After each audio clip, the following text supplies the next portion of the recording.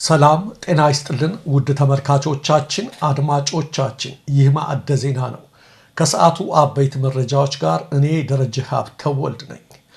የኢትዮጵያ መንግስት የህወሓትን ዕውቅና አልመልስም ካለ ከፕሪቶሪያው ስምምነት በፊት የነበረውን የትግራይ መንግስት ወደ ነበረበት እንመልሰዋለን ሲሉ የህወሓት ምክትል ሊቀመንበር አቶ አማኑኤል አሰፋ አስጠነቀቁ። የህወሓት ሊቀመንበር አቶ አማኑኤል አሰፋ ዛሬ ከጋዜጠኞች ጋር በነበራቸው ቆይታ የፌደራል መንግስቱ የህወሓትን ህጋዊ ሰውነት ከሰረዘ የፕሪቶሪያ ስምምነት በግልጽ ይፈርሳል፣ ያኔ የምንወስደውን እርምጃ በራሳችን እንወስዳለን ሲሉ ነው ያስጠነቀቁት። ህወሓት እንደ አዲስ እንዲመዘገብ በምርጫ ቦርድ የተቀመጠለት የጊዜ ገደብ ሊጠናቀቅ 4 ቀናት የቀሩ ቢሆንም ነባር ዕውቅናዬ ካልተመለሰልኝ እንደ አዲስ የምመዘገብበት ምንም አይነት ምክንያት የለም በሚል አቋሙ እንደጸና ነው። እንደዛተው ምርጫ ቦርድ የህወሓትን ዕውቅና ይሰርዘው ይሆን ወይስ ሌላ የወንድ በር ይሰጠው ይሆን? ምርጫ ቦርድ እንዳለው ከሰረዘውስ ህወሓት ያስጠነቀቀው ምን አይነት እርምጃ ለመውሰድ ይሆን ለሚለው ጉዳይ መጪዎቹ ቀናት ምላሽ ይሰጡናል። ይህ በእንዲህ እንዳለ በጀርመን ከኢትዮጵያ አምባሳደርና ከአፍሪካ ህብረት ቋሚ ታዛቢ ከጀንስ ሃንፊልድ ጋር ስብሰባ ያደረጉት የትግራይ ጊዜያዊ አስተዳደር ፕሬዝዳንት ሌተናል ጀነራል ታደሰ ወረደ 40 በመቶ የሚሆነው የትግራይ ግዛት እስካሁን በውጭ ኃይሎች እንደተያዘብን ነው ማለታቸው ተሰምቷል። ጀነራሉ በዚህ ውይይት ላይ በጊዜያዊ አስተዳደሩ የተሰጠኝ ቀዳሚ ኃላፊነት የክልሉን ህገ መንግስታዊ ድንበሮች ወደ ነበረበት መመለስና የተፈናቀሉ ዜጎች በሰላም እንዲመለሱ ሁኔታውን ማመቻቸት ነው ሲሉም አስረድተዋል። በመሆኑም ለተፈናቃዮች ተገቢውን ድጋፍ ማድረግ እንዲቻልና በቀጠናው አላስፈላጊ ሌላ ዙር ግጭት እንዳይከሰት የአፍሪካ ህብረት ፓናል አባላትንና ምዕራባውያን ታዛቢዎች ጨምሮ በጉዳዩ በሰላም እንዲቋጭ ፍላጎቱ ያላቸው ኃይሎች ሁሉ በአስቸኳይ ጣልቃ በመግባት መፍትሄ ሊሰጡን ይገባል ሲሉ ተማጽነዋል። በዛሬው ዕለት በአዲስ አበባ የተቀሰቀሰው የጤና ባለሙያዎች ተቃውሞ በበርካታ የኦሮሚያና የደቡብ ከተሞች ተዛመተ። ከትርፍ ሰዓት ክፍያ ከደሞዝና ከጥቅማ ጥቅም ጋር በተያያዘ የጤና ባለሙያዎች ለረጅም ጊዜ ሲያቀርቡት የቆዩት ጥያቄ ምላሽ ባለማግኘቱ በዛሬው ዕለት በአዲስ አበባ ጳውሎስ ሆስፒታል የተጀመረው ተቃውሞ በፍጥነት በበርካታ አካባቢዎች መዛመቱን ከየስፍራዎቹ የደረሱን መረጃዎች ያመለክታሉ። በዛሬው ዕለት ከቀትር አንስቶ የተቃውሞ ሰልፍ ከወጡት መካከል በምዕራብ አርሲ የኮኮሳ ወረዳ የጤና ባለሙያዎች፣ የቦረና ሜጋ ፕራይመሪ ሆስፒታል ሐኪሞች፣ በባሌ የጎሮ ሆስፒታል ጤና ባለሙያዎች፣ በምዕራብ ሸዋ የጀልድ ሆስፒታል የሕክምና ባለሙያዎች፣ በአድማ 7ኛ ቀናቸውን ያስቆጠሩት የዲላ ሆስፒታል ሐኪሞች፣ የሐዋሳ ዩኒቨርሲቲ ሆስፒታል የጤና ባለሙያዎች፣ በሲዳማ ክልል የማጅ ሆስፒታል ሐኪሞችና የአጋሮ ሆስፒታል የጤና ባለሙያዎች ይገኙበታል። ከነዚህም በተጨማሪ በበርካታ የኦሮሚያና የደቡብ አካባቢዎች ተቃውሞ በፍጥነት እየተዛመተ እንደሆነ መረጃዎች ያመለክታሉ።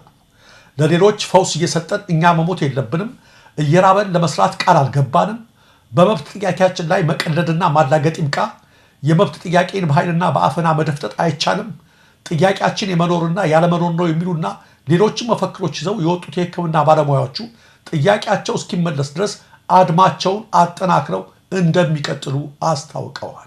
ከ300 በላይ የአማራ ተወላጆች በወልቂጤ ከተማ በስር ላይ እንደሚገኙ ከእስር ቤት ምንጮች የተገኙት መረጃዎች አመለከቱ። በማዕከላዊ ኢትዮጵያ ክልል ጉራጌ ዞን ከባለፈው ዓመት መጨረሻ ጀምሮ በስር ላይ የሚገኙ የአማራ ብሔር ተወላጆች ክስ ሳይመሰረትባቸውና በፍርድ ቤት ውሳኔ ሳያገኙ 8 ወራት አልፏቸዋል ነው የተባለው። የመንግስት የጸጥታ ኃይሎች በተለይ በየቀበሌዎቹ የሚኖሩ የአማራ ብሔር ተወላጅ የሆኑ ባለሀብቶችንና ወጣቶችን ፋኖን ታሰለጥናላችሁ፣ ትደግፋላችሁና የፋኖ ክንፍናችሁ በሚሉ ምክንያት ከመኖሪያ ቤታቸውና ከስራ ቦታ ወስደው እንዳሰሯቸው በተደጋጋሚ ሲዘገብ ቆይቷል። እነዚህ ከ300 በላይ የሆኑ የአማራ ተወላጆች በዞኑ በወልቂጤ ከተማ ሁለገብ አዳራሽና በአበሽጌ ወረዳ ፖሊስ ጣቢያ ከባለፈው የክረምት ወር ጀምሮ ታስረው ይገኛሉ ያሉት የፖሊስ ጣቢያና እስር ቤቱ ምንጮች ከሰሞኑ ገንዘብ የመክፈል አቅም ያላቸው አንዳንድ እስረኞች ለመርማሪዎችና ለፖሊስ አባላት እስከ 50 ሺህ ብር በመክፈል ከስር እየተለቀቁ ቢሆኑም አብዛኞቹ ግን መክፈል ባለመቻላቸው አሁንም በስር ላይ ይገኛሉ ብለዋል። ከመካከላቸው በመርማሪዎች የተደበደቡና ቶርቸር የተፈጸመባቸው ወጣቶች ሕክምና ተከልክለው እየተሰቃዩ ይገኛሉ ያሉት ምንጮቹ ወይ ክስ አልተመሰረተባቸው ወይ ፍርድ ቤት አልቀረቡ፣ ዓመቱን ሙሉ ታጉረውና ፍትህ አጥተው ከነ ቤተሰቦቻቸው ግራ ተጋብተዋል ብለዋል። ስለ ጉዳዩ የወልቂጤ ከተማ መስተዳድርን ለማነጋገር በተደጋጋሚ ያደረግነው ጥረት ሊሳካልን አልቻለም። በውጭ ሀገር የሚገኙትን መዓዛ መሐመድንና ተስፋዬ ወልደ ስላሴን ጨምሮ የኢቢሲ ቴሌቪዥን እህት ኩባንያውና 3 የጣቢያው ሰራተኞች የጥላቻ ንግግርና ሐሰተኛ መረጃ በማሰራጨት ወንጀል ክስ ቀረበባቸው። በፌደራል ከፍተኛ ፍርድ ቤት በቀረበው በዚህ የክስ መዝገብ ጋዜጠኛ መዓዛ መሐመድንና በኢቢሲ ቴሌቪዥን ሐሰተኛ ታሪኳ ተሰራጭቷል የተባለችውን ብርቱካን ተመስገንን ጨምሮ 6 ተጠርጣሪዎች በሽብር ወንጀል ተከሰዋል። በአጠቃላይ 16 ተከሳሾች የተካተቱበትን የክስ መዝገብ ለፌደራል ከፍተኛ ፍርድ ቤት የህገ መንግስትና የሽብር ወንጀል ጉዳዮች ችሎት ዛሬ ማክሰኞ ሚያዝያ 28 ቀን 2017 ዓ.ም ያቀረበው የፌደራል ጠቅላይ አቃቢ ህግ ነው። ከተከሳሾቹ መካከል 8ቱ በአዲስ አበባ ከተማ አስተዳደር በቢሮና በወረዳ ደረጃ ያሉ ኃላፊዎችና ሰራተኞች ናቸው። አቃቢ ህግ ለፍርድ ቤቱ ባቀረበው መዝገብ 3 የክስ አይነቶችን ጠቅሷል። የመጀመሪያው ክስ የሽብር ወንጀልን ለመከላከልና ለመቆጣጠር በ2011 ዓ.ም የወጣውን አዋጅ በመተላለፍ የቀረበ ነው። አቃቢ ህግ በክሱ የጠቀሰው የአዋጁ ድንጋጌ የሽብር ድርጊት በመፈጸም የሰው ህይወትን ለአደጋ ማጋለጥን ይመለከታል። እንደ ኢትዮጵያ ኢንሳይደር ዘገባ ይህ ድንጋጌ ተጠቅሶ ክስ ከቀረበባቸው ተጠርጣሪዎች ውስጥ በቀዳሚነት የተቀመጡት በአሁኑ ወቅት ነዋሪነታቸውን በውጭ ሀገር ያደረጉት ጋዜጠኛ መዓዛ መሐመድና ተስፋዬ ወልደስላሴ ናቸው። በአሰቃቂ ሁኔታ በዶርም ውስጥ በጩቤ ተወግቶ የተገደለውን ተማሪ አስመልክቶ የአርባ ምንጭ ዩኒቨርሲቲ የሐዘን መግለጫ አውጥቷል። የአርባ ምንጭ ዩኒቨርሲቲ የስነ ትምህርትና ስነ ባህሪ ሳይንስ ትምህርት ቤት የሳይኮሎጂ ትምህርት ክፍል 2ኛ ዓመት ተማሪ ሆነው ናትናኤል ጸጎ አሰፋ ከጓደኛው ጋር በተፈጠረው የግል ጸብ በደረሰበት ጥቃት ዛሬ ጠዋት ሚያዝያ 28 ቀን 2017 ዓ.ም ከፍተኛ ጉዳት ደርሶበት ነበር ብሏል። ህይወቱን ለማትረፍ በአርባ ምንጭ አጠቃላይ ሆስፒታል ከፍተኛ ርብርብ ቢደረግም ሳይሳካ በመቅረቱ ማምሻውን 12 ሰዓት ተኩል ላይ ህይወቱ ማለፉ ነው የታወቀው። አደጋውን ያደረሰው ተማሪ በቁጥጥር ስር ውሎ አስፈላጊው ምርመራ እየተደረገ የሚገኝ ሲሆን ዩኒቨርሲቲው የህግ ሂደቱን በመከታተል ውሳኔውን ተከታትሎ በአጭር ጊዜ ለህዝብ ይፋ እንደሚያደርግ አሳውቋል። በተማሪ ናትናኤል ከዚህ ዓለም በሞት መለየት የተሰማውን ጥልቅ ሐዘን የገለጸው የአርባ ምንጭ ዩኒቨርሲቲ ለቤተሰቡ፣ ለወዳጅ ዘመዶቹ እንዲሁም ለመላው የዩኒቨርሲቲው ማህበረሰብ ሁሉ መጽናናትን ተመኝቷል። ከመሼ ዓለምን እያነጋገረ ወዳለው ዜና ስናልፍ ፓኪስታን አሁን ከመሼ 2 የህንድ ጦር ጀቶችን መታመጣሯን ዓለም አቀፍ መገናኛ ብዙሃን እየዘገቡ ነው።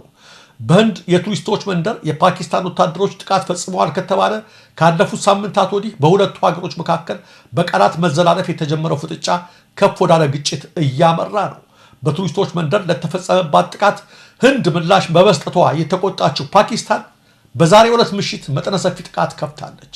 የፓኪስታን አየር ኃይል አሁን ከመቼ 2 የህንድ ጦር ጀቶችን መቶ መጣሉን አስታውቋል። በአሁኑ ሰዓት የፓኪስታን አየር ኃይል በህንድ ኪፓራ፣ ባራሙላ፣ ባንዲቦራ፣ ፖንቺ፣ ራጁሊ፣ ካርጌል፣ ሌህና አህኑር የተባሉ ይዞታዎችን እየደበደበ ይገኛል የተባለው። ከዚህም ባሻገር የፓኪስታን ጦር በካሽሚር የሚገኘውን የህንድ ጦር ሰፈርም በሚሳይል እየደበደበ መሆኑ ተመልክቷል። ይህን ጥቃት ተከትሎ ህንድ እጇን አጣጥፋ ስለማትቀመጥ ሁለቱ ሀገራት ወደ ለየለት ጦርነት ማምራታቸው አይቀሬ ነው ሲሉ የፖለቲካ ተንታኞች ከወዲሁ አስተያየታቸውን እየሰነዘሩ ይገኛሉ።